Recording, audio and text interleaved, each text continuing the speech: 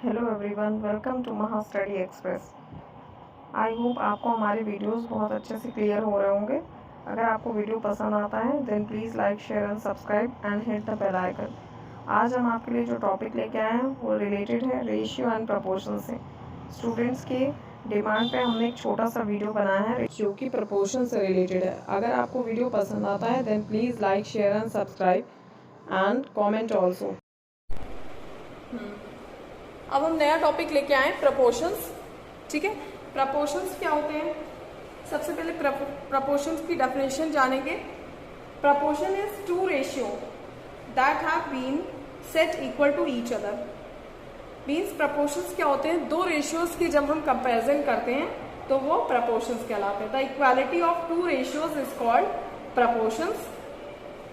यानी कि दो रेशियोज की जो इक्वालिटी होती है उसको हम कहते हैं प्रपोर्शन। जब दो रेशियो एक दूसरे के इक्वल हो जाते हैं then it is called proportion. Suppose that हमने ए रेशियो बी लिया और बी रेशियो सी लिया, सॉरी ये आप ले लीजिए सी रेशियो डी। दो मैंने जो है फ्रैक्शन ले लिया, a ratio b c ratio d. तो इनके बीच अगर हमें प्रपोर्शन फाइंड करना है तो ए रेशियो बी, प्रपोर्शन का साइन इस तरीके से होता है, आप सब देख लीजिए। ये प्रपोर्शन का साइन है, इस तरह दो डॉट और इधर पे दो। उसके बाद आप लिखेंगे सी रेशियो डी, आपका सेकेंड जो रेशियो। तो ये आपका प्रपोर्शंस में है। ठीक है, अब प्रपोर्शंस कोई भी रेशियोज, दो रेशियो प्रपोर्शन में है, ये फाइंड करने के लिए हमें क्या करना होता है? हमें फाइंड करना होता है बाय द मेथड ए का मल्टीप्लाई आप डी से करिए और बी का मल्टीप्लाई आप सी से करिए। इन दोनों का मल्टीप्लाई करिए। ए को मल्टीप्लाई करना है बी से और ए को मल्टीप्लाई करना है डी से और बी को मल्टीप्लाई करना है सी से। अगर इन दोनों की वैल्यू आपस में इक्वल आ जाती है तो हम कहेंगे कि ये हमारा रेशियो प्रपोर्शन में है। ठीक है, ए रेशियो डी का जो मल्टीप्लीकेशन होता है उसको हम कहते हैं product of extreme. This is called product of extreme. और बी और सी के मल्टीप्लिकेशन को कहते हैं हम लोग product of means. Product of means, इसको कहते हैं प्रोडक्ट ऑफ मीन्स। यानी कि अगर कोई दो रेशियोज गिवन है तो उनको हम इस फॉर्म में लिख के ए का मल्टीप्लाई डी से करेंगे और बी का मल्टीप्लाई सी से करें और दोनों अगर एक दूसरे के इक्वल आ जाते हैं तो हम कहेंगे कि वो दोनों जो भी रेशियोज हैं वो आपस में क्या है? प्रपोर्शन में है। तो हमें ए और डी के मल्टीप्लिकेशन को प्रोडक्ट ऑफ एक्सट्रीम कहते हैं और बी और सी के मल्टीप्लिकेशन को प्रोडक्ट ऑफ मीन्स कहते हैं। तो इस पे बेस अभी हम कुछ क्वेश्चंस सॉल्व करते हैं तो हमें समझ में आएगा कैसे ये क्वेश्चन। अब देखिए हमारा पहला क्वेश्चन है, एक सेकंड क्वेश्चन है सॉरी, जिसमें आपको क्या है कि आपको ए की वैल्यू गिवन है, बी की वैल्यू गिवन है, सी की गिवन है बट डी की वैल्यू गिवन नहीं है। तो इसके लिए हमें क्या करना पड़ेगा? सेम मेथड अप्लाई करना पड़ेगा। सोल्यूशन स्टार्ट करने से पहले आपको आई होप ये समझ में आ गया होगा अब तक कि ए की वैल्यू क्या है, बी की वैल्यू क्या है और सी की और डी की वैल्यू। तो सबसे पहले हम डायरेक्ट कर रहे हैं product of extreme. Product of extreme is equal to product of means. Product of means, ठीक। Product of extreme is equal to product of means. अब प्रोडक्ट ऑफ एक्सट्रीम आपको पता है 48 का लास्ट वाले से करना है डी से। तो 48 multiply x is equal to 4 multiply 24। इस तरीके की क्वेश्चंस बहुत सारे आप लोगों ने सॉल्व किए हैं एक्स की वैल्यू फाइंड करने वाले। तो एक्स की वैल्यू फाइंड करनी है, इन दोनों को चाहे आप मल्टीप्लाई कर लीजिए। पहले 48 एक्स से मल्टीप्लाई करें 48 एक्स आ जाएगा। इसको मल्टीप्लाई करेंगे 4 4 जा 16, 4 2 जा 8 1 9, 96 आ गया। एक्स की वैल्यू आपको फाइंड करनी है। एक्स को आप यहीं रहने दीजिए। अब आपको पता है एक्स और 48 दोनों आपस में मल्टीप्लिकेशन में था, तो 48 को जब आप 96 के पास शिफ्ट करोगे तो आपका वो डिवीजन में आ जाएगा। यानी अपॉन में आ जाएगा, अपॉन में या डिवीजन में दोनों एक ही बात है, ठीक। तो दोनों को डिवाइड करेंगे तो आपका आंसर आ जाएगा 2, यानी x की वैल्यू आपकी आ गई 2। तो इस तरीके से आप इनमें से कोई भी टर्म अगर आपको नहीं गिवन है उसके प्लेस पे x, y या कोई भी आपके जो है वेरिएबल्स गिवन है तो आप क्या कर सकते हैं, उनकी वैल्यू इसी तरीके से फाइंड कर सकते हैं, product of extreme is equal to product of mean का फॉर्मूला अप्लाई करके। तो आई होप ये आपको क्लियर हो गया होगा कॉन्सेप्ट। नेक्स्ट टॉपिक है हमारा कॉन्टिन्यूड प्रपोर्शंस।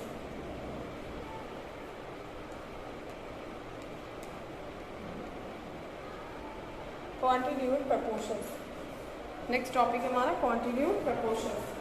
कॉन्टिन्यूड प्रपोर्शंस क्या होते हैं? If the second and third term are equal in a proportion then the proportion is called continued proportions. यानी कि आपका जो रेशियो है उसमें आपके सेकेंड टर्म की और थर्ड टर्म की वैल्यू क्या होगी, इक्वल होगी। जैसे आपको एक दिया हुआ है ratio A ratio, second term क्या होता है बी, और थर्ड टर्म क्या होता है सी। लेकिन यहाँ पे कह रहे हैं कि सेकेंड टर्म और थर्ड टर्म की वैल्यू इक्वल होगी, तो आपका जब सेकेंड टर्म बी है तो ऑब्वियस सी बात है कि थर्ड टर्म भी आपका बी होगा, क्योंकि आपकी सेकेंड टर्म और थर्ड टर्म की वैल्यू इक्वल होगी।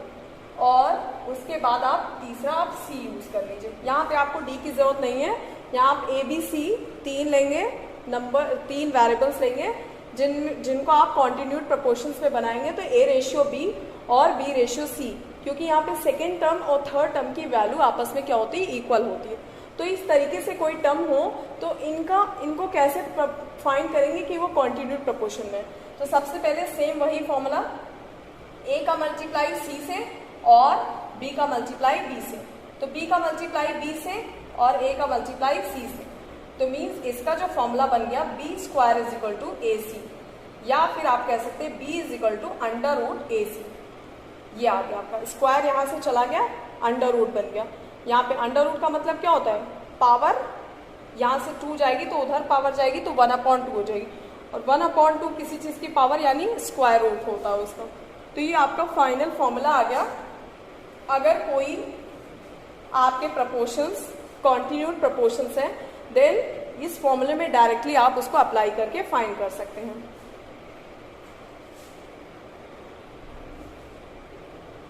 अब इससे रिलेटेड हम एक क्वेश्चन लेते हैं। सपोज दैट कि आपका एक क्वेश्चन है, एक वैल्यू लेते हैं 4, 6 और 9। ये आपके अगर कॉन्टिन्यूड इन कॉन्टिन्यूड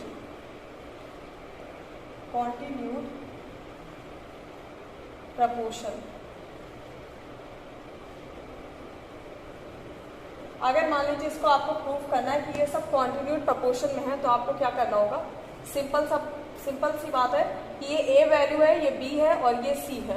तो आपको सेम फॉर्मूला अप्लाई करना है, B square is equal to A C या B is equal to under root A C. अगर दोनों वैल्यूज इक्वल आ जाती हैं तो आपका वो क्या हो जाएगा, कॉन्टिन्यूड प्रपोर्शन। तो बी की वैल्यू क्या है 6 का स्क्वायर, और इन दोनों की वैल्यू क्या है 4 × 9। तो 6 का स्क्वायर 36 और ये भी आपका 36 है, दोनों वैल्यू इक्वल होगी, यानी आपका 4, 6, 9 आपका क्या है, कॉन्टिन्यूड प्रपोर्शन है। अगर इसमें से एक वैल्यू मिसिंग होगी तो भी आप यहाँ पे फॉर्मूले पे अप्लाई करेंगे, और जिसकी वैल्यू मिस होगी उसके प्लेस पे आप x सपोज कर लेंगे। ठीक है, 2 वैल्यूज गिवन होगी तो पहली वैल्यू a होगी, दूसरी b और तीसरी वाली को आप x सपोज कर लें, तो फिर आप c की वैल्यू फाइंड कर लेंगे। अगर पहली वैल्यू मिसिंग होगी तो आप यहाँ पे x सपोज कर लेंगे, और अगर बीच की वैल्यू मिसिंग होगी तो आप b को x मान लेंगे और x की वैल्यू फाइंड कर लेंगे। नेक्स्ट टॉपिक है आपका मीन प्रपोर्शन। मीन प्रपोर्शन, ठीक है। मीन प्रपोर्शन कैसे फाइंड कर सकते हैं?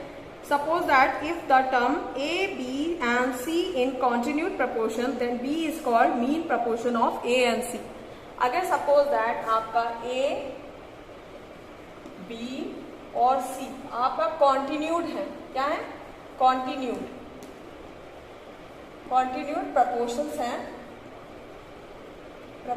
हैं, तो आपके a और c के मिडिल में कौन आ रहा है, b आ रहा है, तो ये आपकी मीन वैल्यू होगी।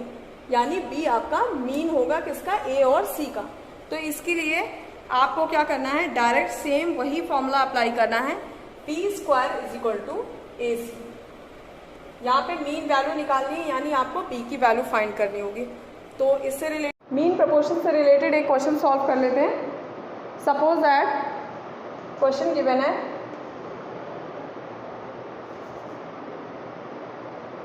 क्वेश्चन 1, find the mean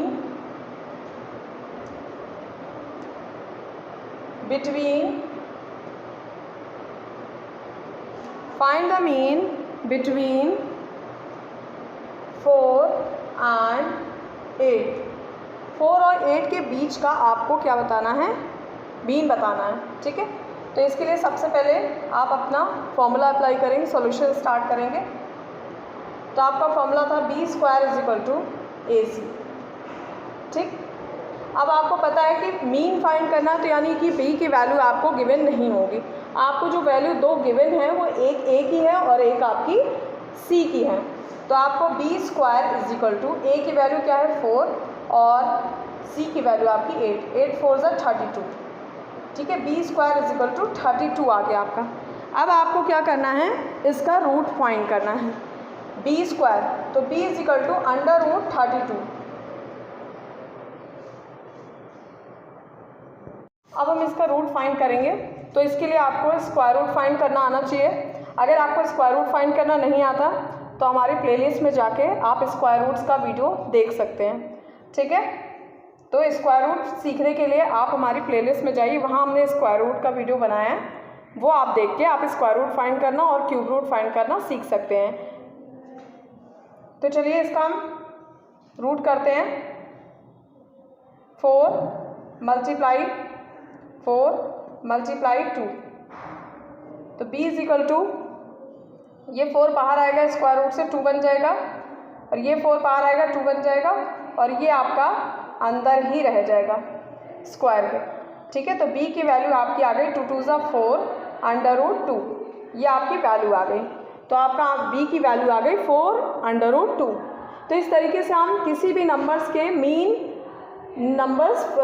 मतलब फाइंड कर सकते हैं। आपको फॉर्मूला सेम वही अप्लाई करना है जो आप कॉन्टिन्यूड प्रोपोर्शंस के लिए अप्लाई कर रहे थे, B square is equal to A C, और उसके बाद आपने बी स्क्वायर, आपको पता है मीन के लिए आपको मैं पहले बता चुकी हूँ कि मीन ए और सी का मीन आपका बी होगा, तो बी की वैल्यू ही मीन में आपको फाइंड करनी है। इसमें ज़रा सा भी कंफ्यूज होने की ज़रूरत नहीं है, आपको हमेशा से मीन निकालना है, तो यानी कि बीच मिडिल वैल्यू ही आपको फाइंड करनी पड़ेगी। जो भी वैल्यूज़ गिवन है उसमें मिडिल वैल्यू ही आपको फाइंड करनी है, तो आपको फॉर्मूला यही अप्लाई करना है।